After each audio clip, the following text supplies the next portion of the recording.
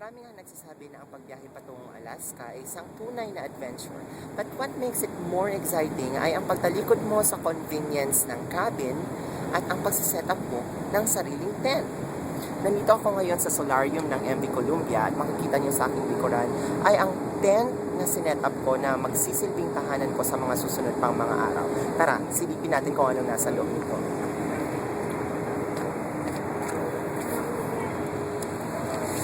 At syempre dahil gusto kong maging komportable ang aking pagtulog, nagdala ko ng sarili kong sleeping bag.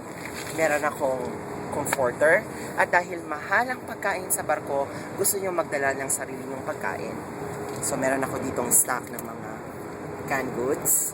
At syempre, meron akong sariling cooler for my drinks. Mahangin, malamig sa gabi at mainit naman sa tanghali or umaga. Ngunit kung masusurvive mo nga naman ang challenge na ito, siguradong ang Alaskan Adventure will be an experience of a lifetime. At ang catch dito, I just saved $350 for 3 days na pag-cruise ko patungong Haines, Alaska. Patuloy niyo sanang subaybayan ang mga susunod ko pang mga updates dito lang sa Alaskan Adventure. Muli ito si Benedict Cabasa.